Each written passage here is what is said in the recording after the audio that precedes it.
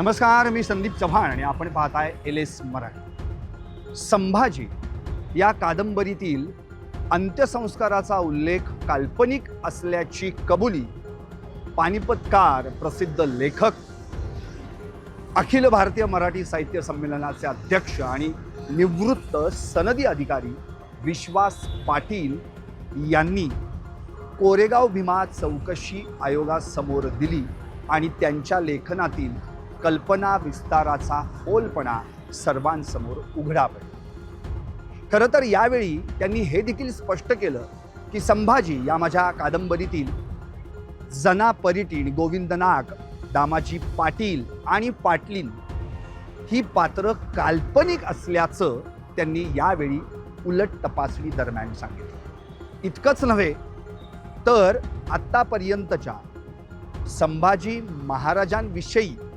ज्या काही लेखनाच्या नोंदी आहेत त्या ऐतिहासिक दस्तावेजात देखील संभाजी महाराजांच्या अंत्यसंस्काराचा स्पष्ट उल्लेख आढळत नसल्याचंही त्यांनी मान्य केलं. आपल्याला आठवत असेल 1 जानेवारी 2018 या दिवशी कोरेगाव येथे दंगल सदृश परिस्थिती निर्माण झाली होती आणि त्याची चौकशी म्हणून कोरेगाव भीमा चौकशी आयोग नेमण्यात आला आणि याच चौकशी आयोगासमोर शुक्रवारी लेखक विश्वास पाटील यांची उलट तपासणी घेण्यात आली. राज्य शासनाचे विशेष सरकारी वकील ॲडव्होकेट शिशिर हिरे यांनी लेखक विश्वास पाटील यांची उलट तपासणी घेतली आणि याच वेळी विश्वास पाटील यांनी ही कबुली दिली.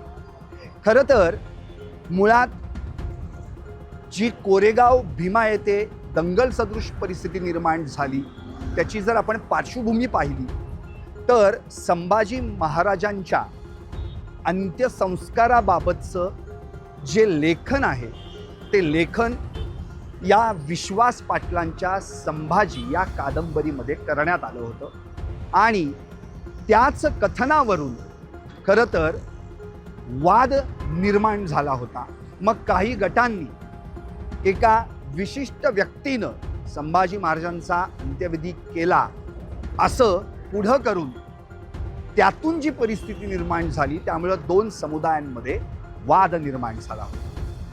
मुळात जेधे शकावली असेल, मासिले आलमगीर असेल, आणखी बाकीचे काही ऐतिहासिक दस्तावेज किंवा लेखक असतील, या समकालीन लेखकांच्या नोंदींमध्ये देखील संभाजी महाराजांच्या अंत्यसंस्काराविषयी कुठेही स्पष्टता आढळून आलेली नाहीये असं देखील ॲडव्होकेट शिशिर हिरे यांनी उलट तपासणी दरम्यान मांडलं आणि विश्वास पाटील यांच्या काल्पनिक विस्ताराचा फोलपणाच उघडा केला.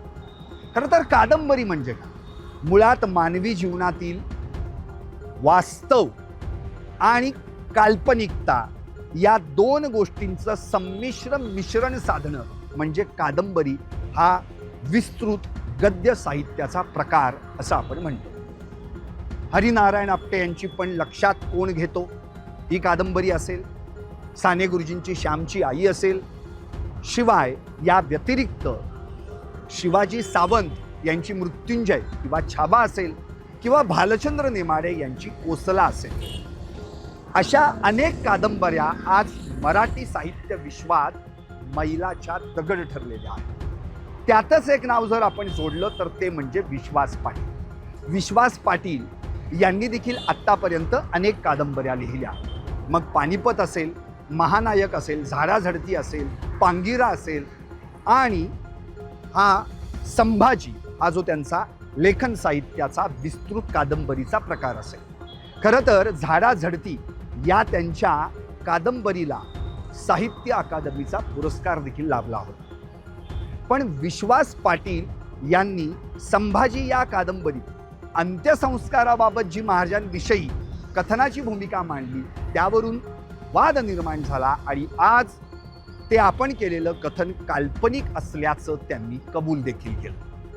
मुळात प्रश्न असा पडतो की कादंबरी लिहित असताना लेखक एखाद्या थोर पुरुषाविषयी जेव्हा लिहायला सुरुवात करतो तेव्हा त्याच्या जीवनातील वास्तव आणि आपल्याकडील काल्पनिकता किंवा कल्पनाविलास यांचं मिश्रण करतो आणि मग त्यातून ती कादंबरी समोर येते.